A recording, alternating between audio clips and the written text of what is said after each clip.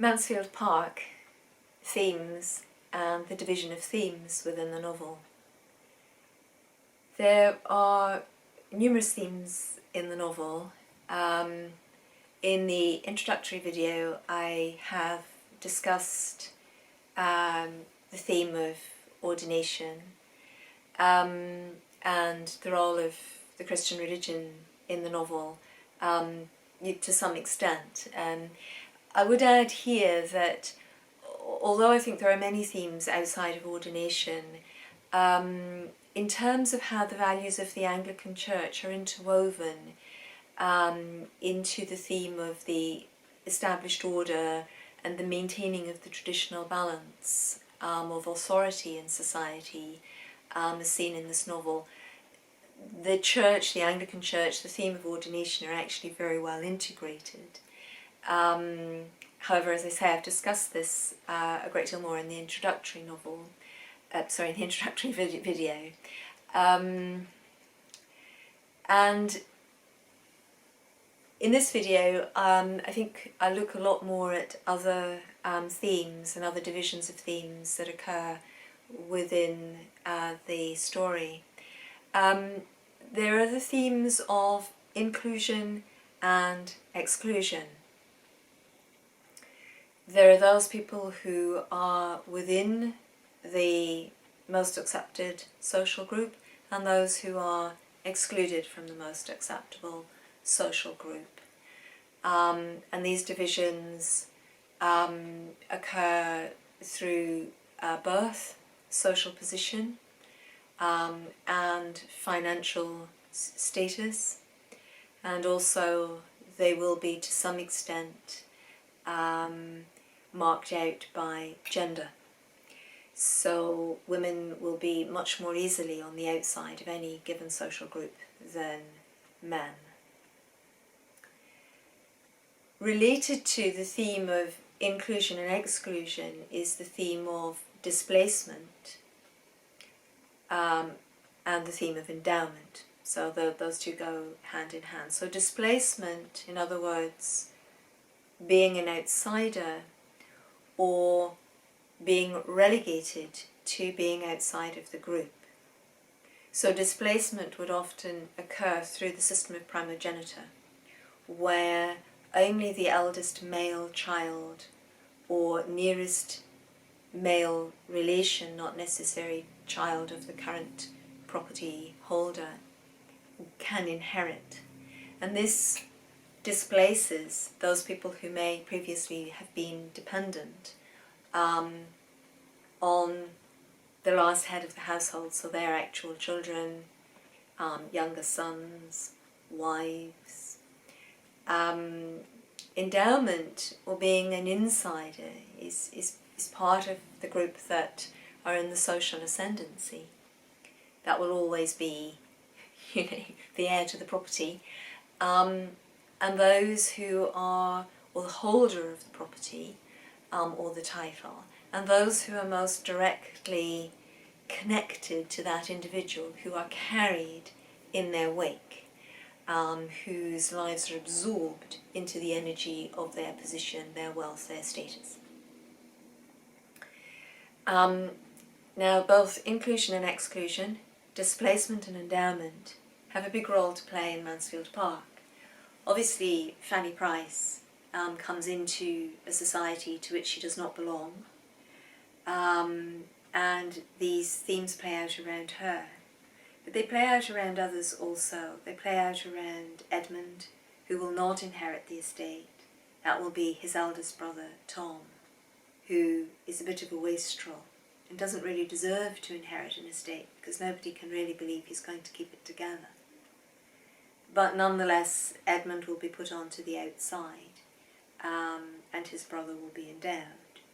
So the arbitrariness of the way in which displacement and endowment works is really all over the novel.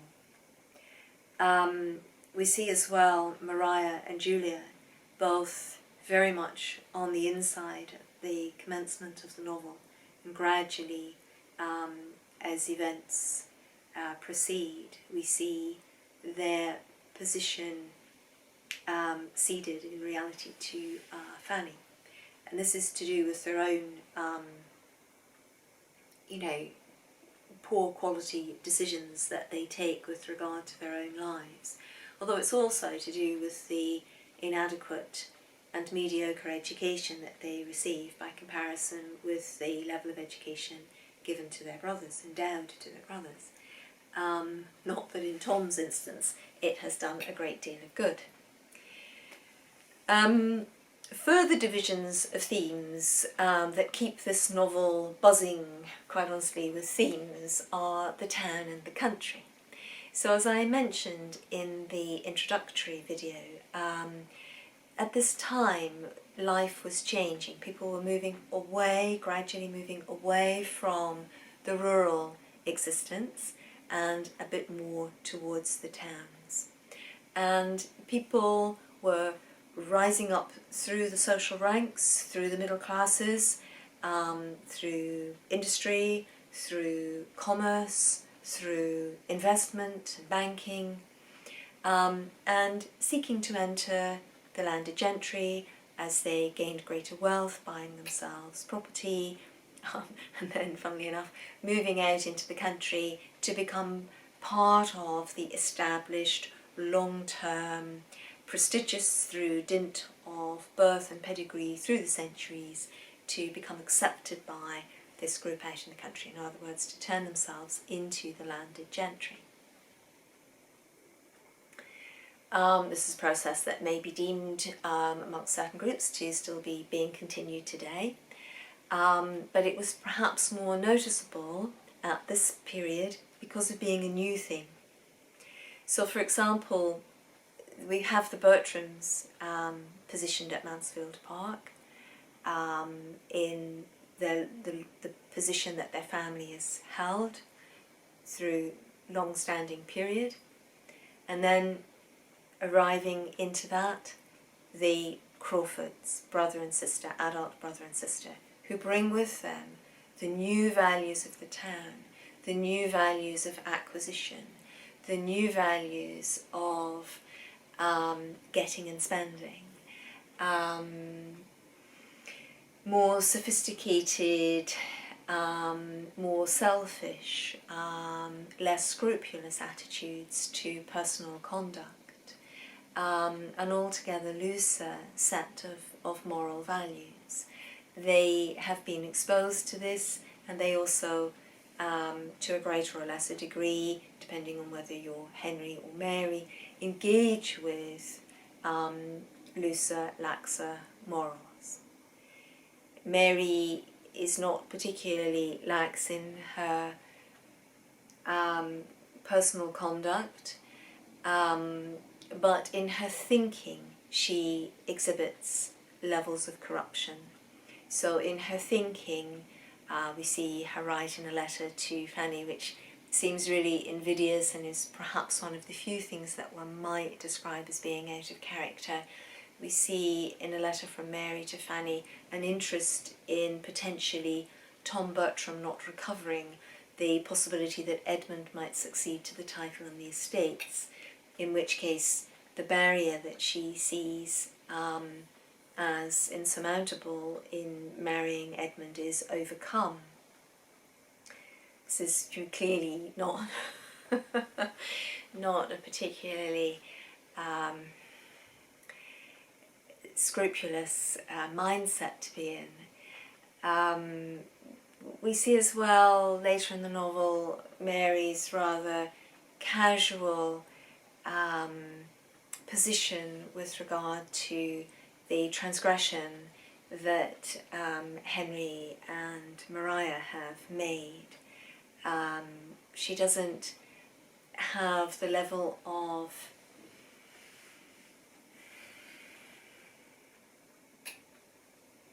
antipathy and distress, perhaps even, that Edmund would consider proper for her as an unmarried and inexperienced woman to exhibit. I don't find this particularly surprising. It's surprising that Edmund against the values of the period would be surprised by this in some ways. I mean, he obviously is really dazzled by Mary Crawford's beauty, her lovely figure, her clearly very vibrant, young, quite vigorous energy, feminine energy. Yet he has been critical of the way in which she has spoken disparagingly of her uncle, the Admiral, whose behaviour, I think, was quite warranted censure. But he's previously denoted that as unacceptable, even if the Admiral's behaviour had been unacceptable, because he's acted in position of parent to Mary. It's improper for Mary to criticise him. This was regarded as a kind of transgression against Christian codes to be critical of one's parents at this time. And also Mary has made that particularly crude joke about admirals and rears in Edmund's company. So it is surprising that he has this shock when Mary is quite sophisticated and quite morally robust in her take on the flit between Henry and Maria. So yes, the town values and the country values are pitted against one another at Mansfield Park in this novel. We see, as part of this, as related to this theme, we see restlessness versus control. There's a lot of restlessness in the peregrinations of the Crawfords. They don't seem to be able to stay anywhere for terribly long. They do seem to need a lot of diversion. And the control that there is at Mansfield Park, the very ordered society that there is, the control that Sir Thomas exerts on the family when he's there, the lack of control that explodes when he's not there. The need for control in order to keep this society functioning as it always has functioned is evident. The extent to which that is possible forms part of the tension within the novel. Is it possible to stop change? So as part of that, again, as kind of division of theme related to these last two, town and country, restlessness and control, is the theme of the older order versus the new order. And much of this can be seen to lie in the basis of social superiority. What is the basis of social superiority? Is it that you are rising, up and coming, part of the new ascendancy within the government or the financing of the nation? Or is it to do with the pedigree and prestige of birth, genealogy, the long-term holding of lands, the traceable history of your family? And this is a sort of conflict within British society which is still there even today. It's not possible in the United Kingdom to ever become the ultimate head of the country. It's not possible, unless you've been born to it, to become the monarch, in other words. Whereas if a person is born in the United States of America, it is possible, technically, to become the head of state. It's possible, just about, for anybody to become the president. Of course, it's not quite as simple as that. There's lots to do with investments and money interests and all the rest of it. But the simple fact of the matter is that British society is not a meritocracy, not completely a meritocracy. There are other factors at work about whether or not a person can be regarded as truly successful, truly top of the tree, whether or not they're entirely acceptable socially. There will always be those people whose genealogy and whose family history means that even if financially they're sort of beneath another individual who's perhaps been hugely successful, that they can always still be judged as being beneath somebody else because of these different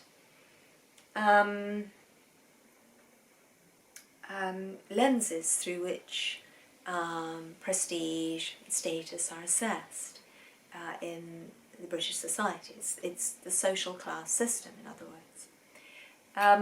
So this old order versus new order was something that at this time was more vigorous than it is today. It's still present today, we still see it today, but it's gradually being eroded, especially in the course of this 21st century. Such things, class divisions, have become more eroded. But they were still big issues, and big issues within mainstream politics through a large part of the 20th century in the United Kingdom.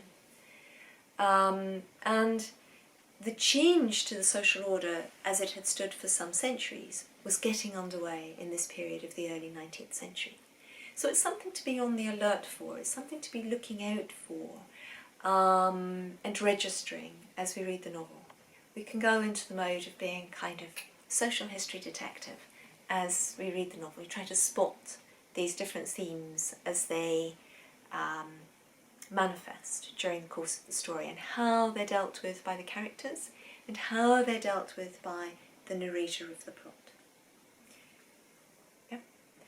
And perhaps behind that again, what the author herself thought about the situation, because the narrator will not necessarily be the voice of the author, the genuine voice of the author. It may be a characterization of a narrator by the author.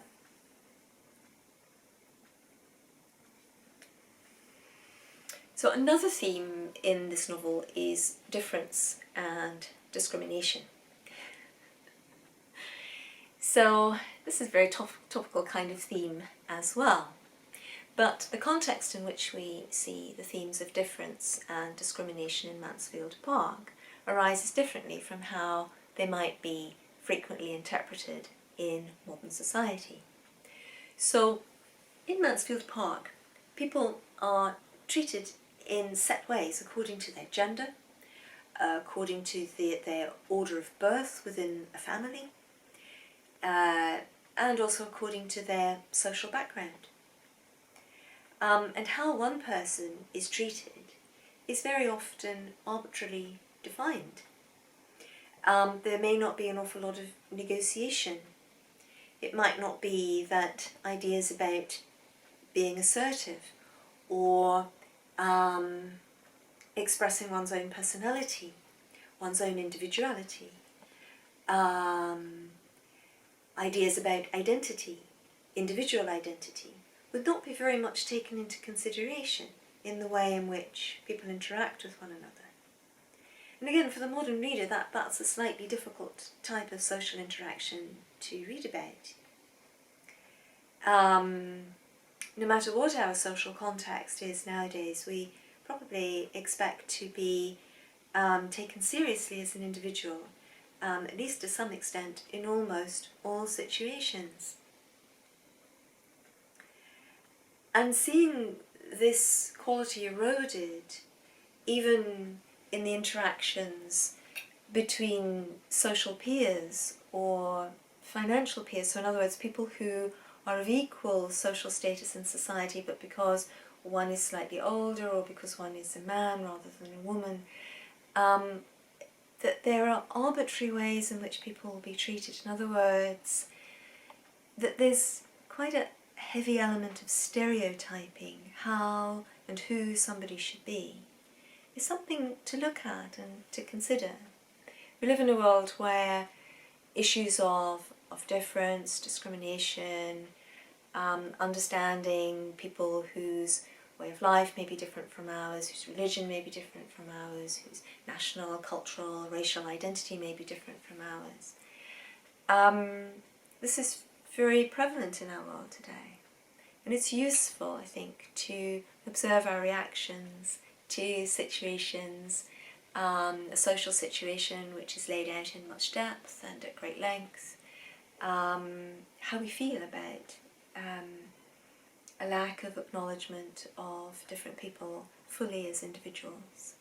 Is this one of the reasons why, if we don't enjoy reading Mansfield Park, which many people do not, is this one of the reasons why we don't? And can we look at this and can we examine it and think about it from our own perspective, from how we interact and what we think should be different or how we think it could be different? It's worthwhile considering. Further divisions of themes come up in education. So the difference between formal learning and moral and emotional upbringing. So we see a great deal of formal learning and learning by rote inflicted upon Julia and Maria, less so on Fanny because she's missed a large part of that time of their education. But we see very little moral and emotional upbringing expanded upon Maria and Julia. It's simply assumed by those around them, by their parents and by their aunt, Mrs. Norris, that their social standing will carry them through any situation. They will automatically know what to do because they're the Bertram sisters. And everyone will automatically treat them with great respect because they're the Bertram sisters. And of course, this falls very, very sadly flat on its face. And were these to be two real sisters in the real world of the time, they might have been actually completely rejected by their families. They might have been just disowned by their families and descended into prostitution and destitution. So it's very serious, really. There's also, of course, the division between male education and female education. The boys are sent away to school where they engage in formal, serious learning and learn actual processes of deduction, philosophy, thought, mathematics. Then they go on to university, so the study of the universe, all things, all different schools of study, trying to get a perspective on the nature of knowledge and the nature of the universe and the nature of life. Whereas the girls are left at home to cut up bits of, gold paper or silver paper, whatever it was, and to play music and do needlework and to get a little bit bored. Fanny's education is slightly different because it's so influenced by Edmund, who gives her books to read which are books that he's found interesting to read, which derive from his formal, structured education. So her mindset is rather differently developed from that of Julia and Maria.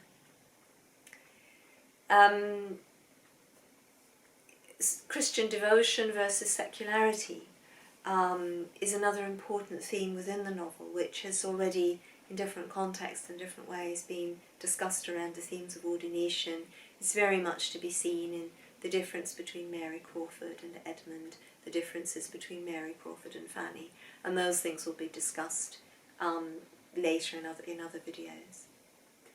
And as well, of course, this novel is much about the public face and the private world.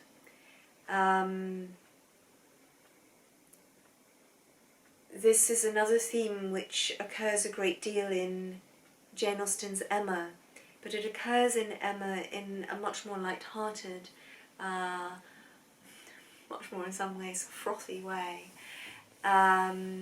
It's more fun. In this novel, the public face and the private world can have a dark side, especially if we consider the role of Mrs. Norris and who she is when she's with certain people and who she is when she thinks that she can be privately unpleasant towards other people.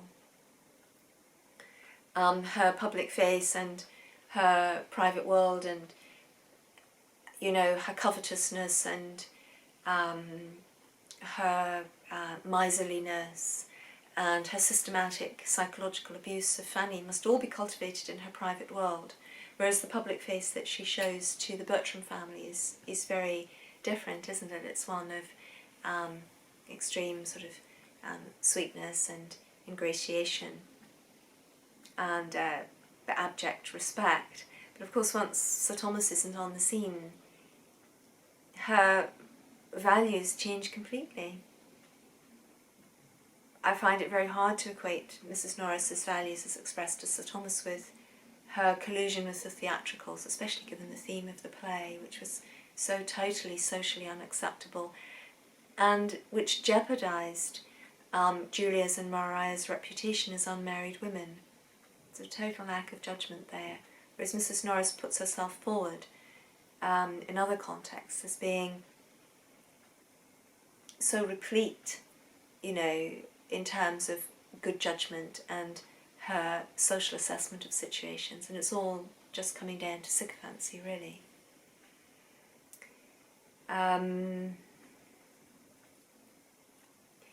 The public and the private faces as well, I think, of Mary Crawford and Henry Crawford are divergent. And one of the ways in which, again, the old order and the new order are contrasted and seen to be in opposition with one another, because if we consider as well that the 7 deadly sins are illustrated in the novel, and it's one of the ways in which the novel is dark, then if people are being deceitful about who they really are, again, it's playing towards those darker forces. It's making the society more pessimistic as it changes. But you know, where people are not honest and they're not truthful about their dealings and their transactions with one another, it's a way in which to undermine society. So it's threatening the old order, and probably potentially successfully threatening the old order.